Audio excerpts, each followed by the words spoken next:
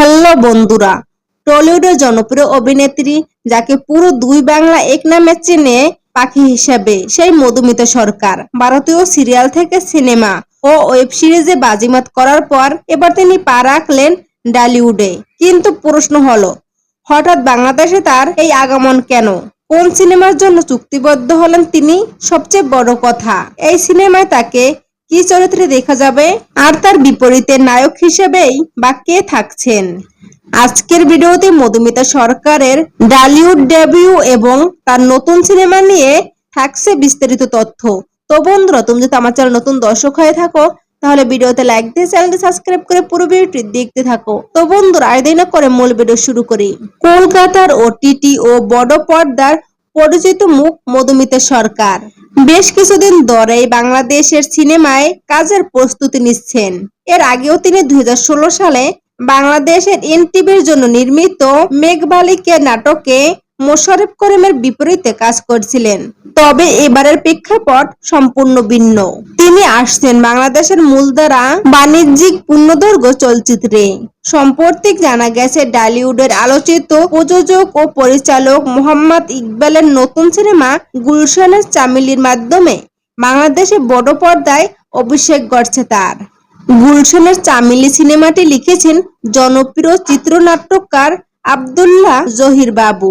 গল্পটির প্রেক্ষাপট ঢাকার অভিজাত এলাকা গুলশান এবং সেখানকার ক্ষমতার দ্বন্দ্ব।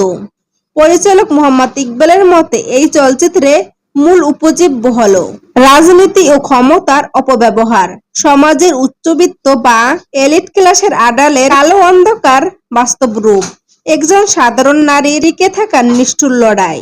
এবার আসা যাক সব থেকে কৌতূহলী উদ্দীপক জায়গায়, এই সিনেমায় মধুমিতা সরকারের চরিত্রটি ঠিক কেমন? সিনেমায় মধুমিতা অভিনয় করছেন কেন্দ্রীয় চামেলি চরিত্রে। তিনি এমন একজন নারী বা যৌনকর্মীর চরিত্রে রূপদান করছেন যিনি কোনো অপরাধ না করেও বারবার রাজনীতির শিকার ও ক্ষমতার নির্মম বলির পাঠা হন। তবে গল্পের চমক ওখানেই শেষ নয়। চামেলি চরিত্রটি শুধু নিছক ভিকটিম নয়, বাঁচতে গিয়ে এবং প্রতিকূল পরিস্থিতির মুখোমুখি হতে হতে চরিত্রটির মধ্যে একাধিক মনস্তাত্ত্বিক স্তর ও ধূসর বা অ্যান্টি-হিরো শেড তৈরি হয়। এই চ্যালেঞ্জিং ও বহুমুখী চরিত্রের কারণে মধুমিতা চিত্রনাট্য শুনেই কাজটিতে রাজি হয়েছেন বলে জানান। সাধারণত কোনো বাংলাদেশি কমার্শিয়াল চলচ্চিত্রে টলিউডের অভিনেত্রী এলে প্রশ্ন ওঠে, নায়ক কে? শাকিব খান, সিয়াম নাকি অন্য কেউ?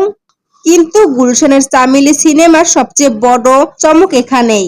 পরিচালক মোহাম্মদ ইকবাল স্পষ্টভাবে জানিয়েছেন, এই সিনেমায় প্রচলিত অর্থে কোনো নায়ক বা পুরুষ মেল লিড নেই। ছবিটি পুরোপুরি নারী কেন্দ্রিক গল্পে নির্মিত হতে যাচ্ছে।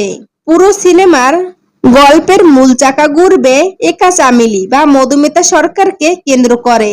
পুরুষ চরিত্র থাকলেও তা থাকবে পার্শ্ব চরিত্র বা খলনায়ক হিসাবে। কিন্তু চিরাচরিত কোনো রোমান্টিক হিরো এই ছবিতে থাকছে না। দীর্ঘ 5 বছর আগে পরিচালক ছবিটি বানানোর কথা ভেবেছিলেন, কিন্তু নানা কারণে তা পিছিয়ে যায়। অবশেষে সব প্রস্তুতি সম্পূর্ণ করে চলতি বছরে সিনেমাটির শুটিং শুরুর পরিকল্পনা রয়েছে।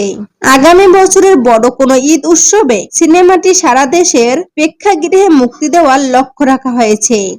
মিষ্টি মেয়ে পাখি রূপ ছেড়ে ঢাকাই সিনেমায় এমন সাহসী ও গম্ভীর অবতারে মধুমিতা সরকারকে দেখার জন্য আপনি কতটা উত্তেজিত?